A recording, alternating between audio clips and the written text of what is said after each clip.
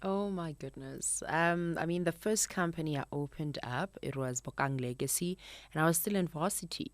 Even then, while I was still studying, I still felt like I want to be a boss lady. I want to own my own country. My own company. I want to employ people. So, I mean, it started then. That's when I opened the company in 2008. I think I was still doing, my final year in varsity. And yeah, and that's how it started. And ever since then, obviously, I have now I'm running 4 organizations, which is fantastic, such a blessing. And yeah, it's been fantastic.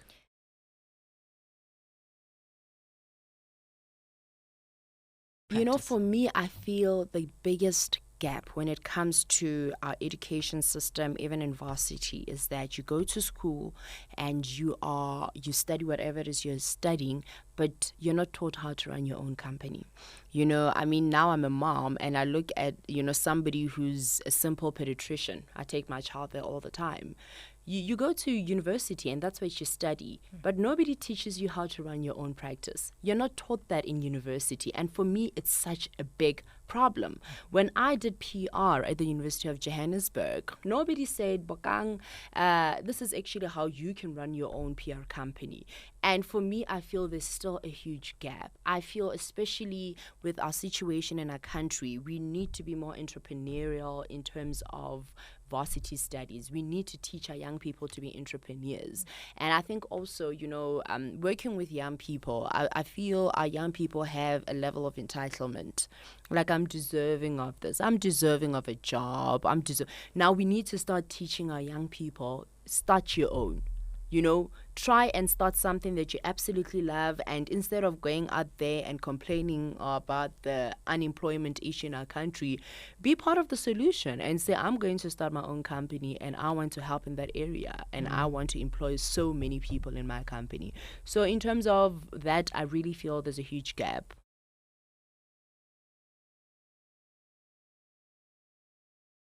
I think we still have a long way to go.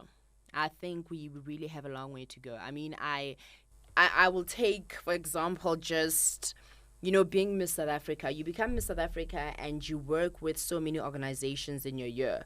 For example, the sponsors, people who are part of your lives. And most of them, the top positions, it is white males.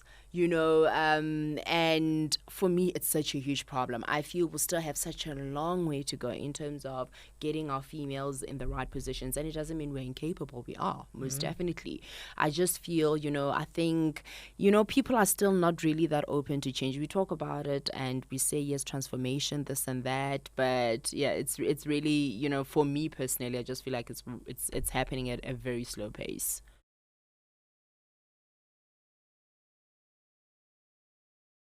I think it's very, very important. But what I would say is, firstly, there's a lot of institutions and organizations in the country that are actually there to assist young people. They just don't make a lot of noise about it in terms of these companies or these organizations don't say, hey, we are actually here, we can actually assist you. So I think the first thing you need to do is obviously make a lot of research.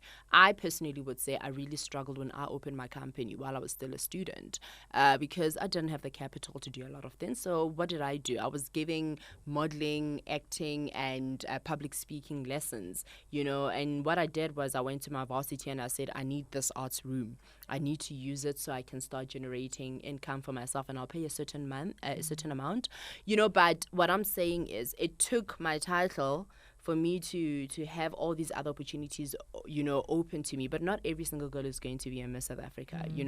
And so what you need to do is, I would advise you, have a job, have a full-time job. Because what people don't know is that even after Miss South Africa, I went and I worked for a mining company. I made sure that I had an income every day while I was still working on my other company so they can start generating money and I can start having that income. And I think a lot of young people, we become so hasty in making that decision. We leave our jobs. We just want to leave, you're miserable, and you just want to start your own thing. No. My advice would be continue working, So you do actually have that certain amount of money that takes care of your monthly expenses while you're working on something else. I mean, that's how you can actually get rich. That's how you should do it.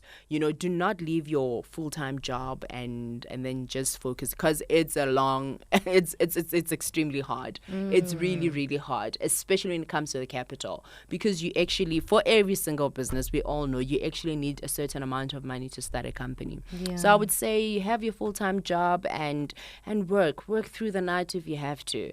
I've worked, like I'm saying, when I worked for a mining company, I worked for a very, very, wealthy person, and I would get an email at 3:00. I would only see it in the morning when I wake up. And I promise you, people who work hard, are not necessarily still trying to get there. Some of the wealthiest people in the country or in the world, they really work hard. They don't sleep while the rest of us are sleeping. Yeah. So I would say stick to your job, and, if you have to work through the night to start your own thing and make sure it's sustainable and can give you a proper income, then do so. That's exactly what I did. As soon as I knew, now I have a few contracts, for production. Now I have a few contracts for events. Then I was like, okay, fine, Bokang. Now you will have your proper income that you actually like from your own company, so it's fine, because that's very important.